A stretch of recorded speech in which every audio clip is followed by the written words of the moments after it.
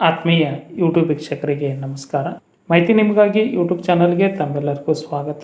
ವಿವಿಧ ಸ್ಪರ್ಧಾತ್ಮಕ ಪರೀಕ್ಷೆಗಳಲ್ಲಿ ಪ್ರಚಲಿತ ಘಟನೆಗಳ ಕುರಿತಾದಂತಹ ಪ್ರಶ್ನೆಗಳು ಪರೀಕ್ಷೆಗಳಾದ KS, IAS, PDO, IBPS, SDC, FDC, KPSC ಹಾಗೂ UPSCಗಳಲ್ಲಿ ಕೇಳಲ್ಪಡತಕ್ಕಂತಹ ಪ್ರಚಲಿತ ಘಟನೆಗಳ ಮಾಲಿಕೆಗಳ ಪ್ರಶ್ನೆಗಳಲ್ಲಿ ಒಂದು ಪ್ರಶ್ನೆಯನ್ನು ತಮ್ಮ ಜೊತೆ ನಾನು ಹಂಚಿಕೊಳ್ತಾ ಇದ್ದೇನೆ.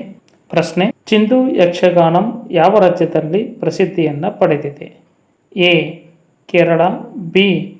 ತಮಿಳುನಾಡು, ಸಿ. ಒಡಿಸ್ಸಾ, ಡಿ. ತೆಲಂಗಾಣ.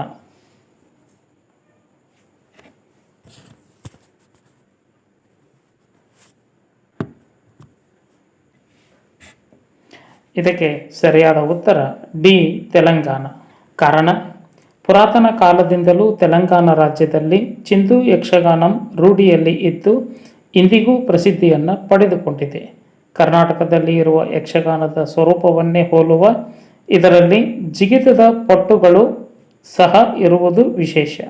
ಹಾಗಾಗಿ ಚಿಂದು ಯಕ್ಷಗಾನಂ ಅನ್ನುವಂತಹ ಈ ಒಂದು ಪದದಲ್ಲಿ ತೆಲುಗು ಭಾಷೆಯಲ್ಲಿ ಚಿಂದು ಎಂದರೆ ಜಿಗಿಯುವುದು ಎಂದರ್ಥ.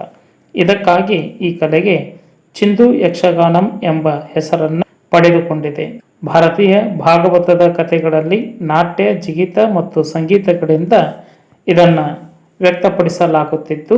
ಹಾಗಾಗಿ ಚಿಂದು ಯಕ್ಷಗಾನಂ ತೆಲಂಗಾಣ ರಾಜ್ಯದಲ್ಲಿ ಪ್ರಸಿದ್ಧಿಯನ್ನು ಪಡೆದುಕೊಂಡಿರತಕ್ಕಂತಹ ನೃತ್ಯವಾಗಿದೆ.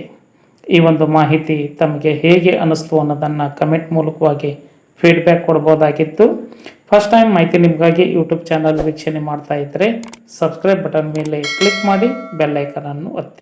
ಮಾಹಿತಿಗೆ ಲೈಕ್ ಕೊಡೋದನ್ನು ಮರೆಯದಿರಿ. ಈಗಲೇ ಲೈಕ್ ಬಟನ್ ಮೇಲೆ ಕ್ಲಿಕ್ ಮಾಡಿ. ಎಲ್ಲರಿಗೂ ಧನ್ಯವಾದಗಳು.